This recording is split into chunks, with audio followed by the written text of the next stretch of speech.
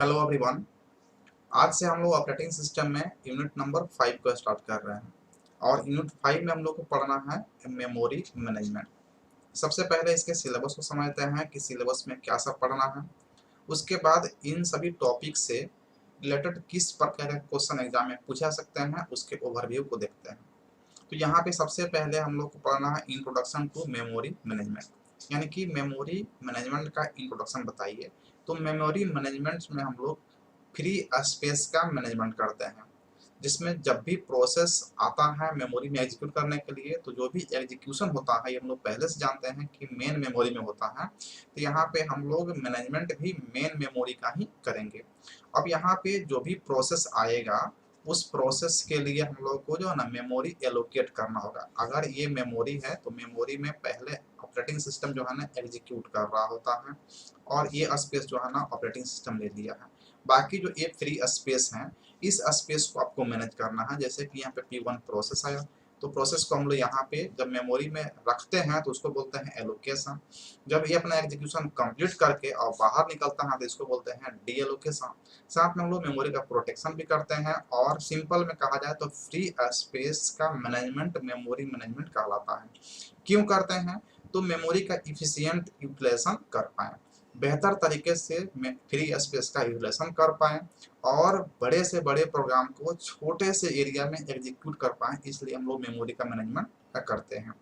अब ये memory management करने का दो टेक्निक है हमारे पास। पहला तो टेक्निक है हमारे पास कंटीजियस और दूसरा है नॉन कंटीजियस, यानी कि मेमोरी के एलोकेशन हम लोग दो तरीके से कर सकते हैं। कंटीजियस एलोकेशन कर सकते हैं और नॉन कंटीजियस एलोकेशन करते हैं। अब एक्चुअल में होता क्या है कि जब भी हम लोग मेमोरी में प्रोसेस को रखते हैं तो यहाँ पे फ्रेगमेंटेशन होता है, यानी कि कुछ स्पेस का जो है ना वेस्टिंग होता है। तो wasting of memory space is known as fragmentation. जो स्पेस बर्बाद हो जाता है मेमोरी में जिसका यूटिलाइजेशन नहीं कर पाते हैं उसको हम लोग बोलते हैं फ्रेगमेंटेशन। और ये दो तरीके होता है, एक होता है इंटरनल फ्रेगमेंटेशन और दूसरा होता है एक्सटर्नल फ्रेगमेंटेशन। इसको हम आगे में डिटेल्स में डिस्कस करेंगे सभी टॉपिक को, यहाँ पे ओवरव्यू के बारे रूप में देख रहे हैं। तो फ्रेगमेंटेशन क्या हो गया? फ्री स्पेस जो बर्बाद हो गया जिसको हम लोग यूज नहीं कर पाए उसको बोलते हैं फ्रेगमेंटेशन, यानी कि वेस्टिंग ऑफ मेमोरी स्पेस। और ये वेस्टिंग दो तरीके से होता है, इंटरनल और फिर एक्सटर्नल। तो इसी को दूर करने के लिए किसी किसी टेक्निक में इंटरनल फ्रेगमेंटेशन दूर होता है तो किसी में एक्सटर्नल दूर होता है, लेकिन दोनों किस में दूर होता है इसका हम लोग सोल्यूशन को देखेंगे।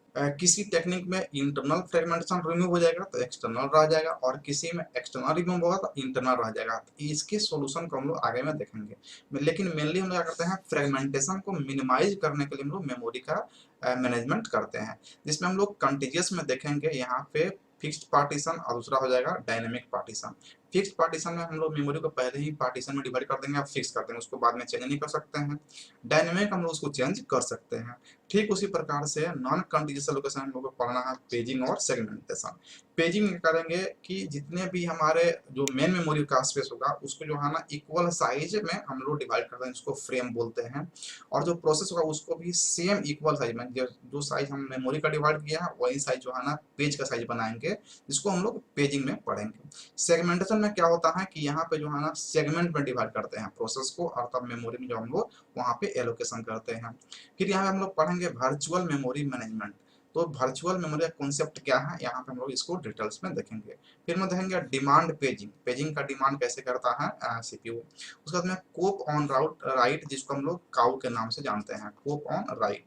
पेज रिप्लेसमेंट जो पॉलिसी होता है इसको हम लोग थर्ड सेमेस्टर में पढ़े हैं कोआ में, जो हम लोग पढ़े थे फीफो ऑप्टिमल और LRAO रिप्लेसमेंट पॉलिसी। तो यहाँ पे हम लोग न्यूमेरिकल क्वेश्चन भी डिस्कस करेंगे। उसके बाद में एलोकेशन ऑफ फ्रेम्स के डिफरेंट डिफरेंट टेक्निक है, किस प्रकार से हम लोग फ्रेम का एलोकेशन करते हैं मेमोरी में, उसको देखेंगे। और लास्ट में यहाँ पे हम लोग बात करेंगे थ्रेसिंग के बारे में। थ्रेसिंग क्या होता है कि जब पेज फॉल्ट बहुत ही हाई होता है, यानी कि अनडिजायरेबल डेडलॉक में जब सिस्टम जाता है तो उसको हम लोग बोलते हैं थ्रेसिंग। तो यहाँ पे कैसे पेज फॉल्ट जो है ना हाई हो जाता है उसको हम लोग डिस्कस करेंगे, कैसे पेज फॉल्ट जब हाई होता है तो थ्रेसिंग होता है, थ्रेसिंग को हम लोग कैसे निकाल सकते हैं और क्या इसका कारण है, इन सभी के बारे में हम लोग देखेंगे। तो ये हमारा सिलेबस के रिगार्डिंग होगा जिसका ओवरव्यू हम लोग देखें। अब इस टॉपिक से संबंधित किस प्रकार के क्वेश्चन हम लोग को पढ़ना है और किस प्रकार का क्वेश्चन आ सकता है एग्जाम में उसका ओवरव्यू हम लोग देखते हैं। जैसे सबसे पहला क्वेश्चन हो सकता है what is memory management, why memory management is required. Memory management क्या होता है और यह क्यों आवश्यक है, इसको डिफाइन कीजिए। सेकंड है कि इंटरनल और एक्सटर्नल फ्रेगमेंटेशन में डिफरेंस बताइए। थर्ड है difference between static and dynamic memory allocation क्या होता है, यानी कि दोनों में बेसिक डिफरेंस क्या है। उसके बाद लॉजिकल एड्रेस और फिजिकल एड्रेस क्या होता है, इसको डिफाइन करें। पेजिंग एंड सेगमेंटेशन क्या होता है और इन दोनों में बेसिक डिफरेंस क्या होता है। उसके बाद में पेज फॉल्ट क्या होता है और पेज फॉल्ट को हैंडल करने के लिए कौन कौन से स्टेप्स इन्वॉल्व हैं, इसको आप डिस्कस कीजिए। थ्रेसिंग क्या होता है, थ्रेसिंग का कारण क्या है और थ्रेसिंग को कैसे हम लोग सिस्टम में डिटेक्ट कर पाते हैं। उसके बाद में पेज रिप्लेसमेंट पॉलिसी पढ़ेंगे, जिसमें हम लोग पढ़ेंगे फीफो, ऑप्टिमल और एलआरयू, और इससे हम लोग न्यूमेरिकल क्वेश्चन को सोल्व करेंगे।